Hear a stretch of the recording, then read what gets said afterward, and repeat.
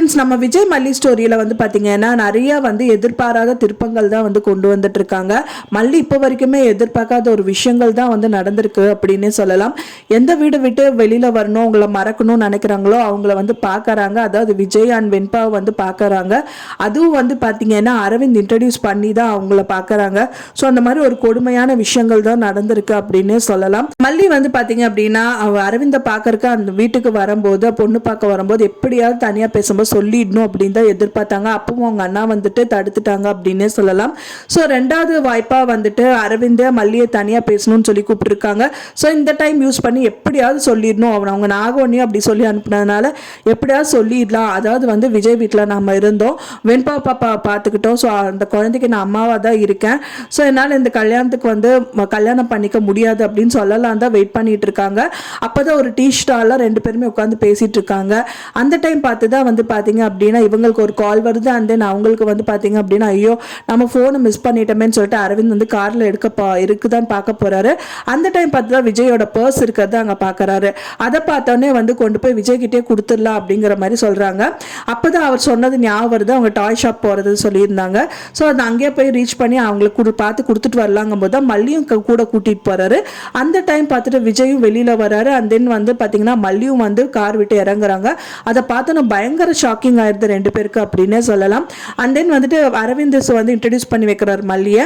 இவர் சொன்ன வார்த்தைகள், அரவிந்த் வந்து சொன்ன வார்த்தைகள் விஜய் மனத்தை வந்து குத்தி தொலைக்குது அப்படின்னே சொல்லலாம். அவர் என்ன சொல்றாருன்னா, நம்ம கூடவே வச்சிருக்கிற ஒரு பொருள் வந்து மிஸ் ஆயிடுச்சுன்னா அப்போ தெரியாது, மிஸ் ஆனதுக்கு அப்புறம் தான் தெரியும். ஸோ பத்திரமா வச்சுக்கணும் அப்படிங்கிற மாதிரி சொல்றாங்க.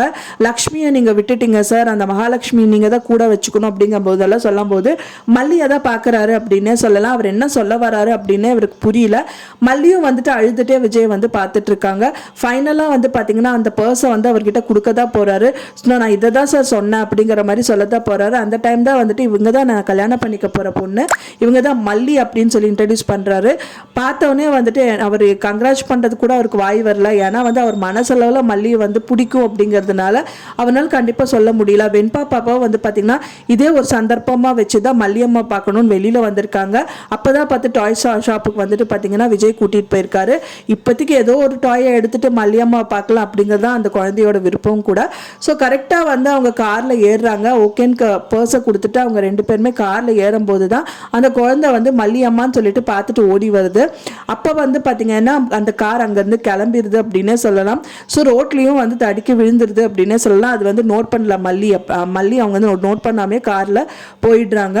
ஸோ கொடுமை அப்படின்னு பார்த்தீங்க அப்படின்னா தான் கல்யாணம் பண்ணிக்க போகிற பொண்ணு அப்படின்னு சொல்லிட்டு அரவிந்த் வந்து இன்ட்ரடியூஸ் பண்ணுற மாதிரி ஆயிடுச்சு அப்படின்றத ரொம்பவே கஷ்டமான விஷயங்கள். இது தடுக்கிறதுக்கு தான் மல்லி வந்து முயற்சிட்டு இருக்காங்க. ஸோ இவர் வந்து அந்த டயத்தில் வந்து விஜய்க்கு இன்ட்ரடியூஸ் பண்ணனால மல்லி ஓகே சொல்லி தான் இதெல்லாம் நடந்திருக்கு அப்படின்ட்டு அவரும் வந்து நினைப்பாரு.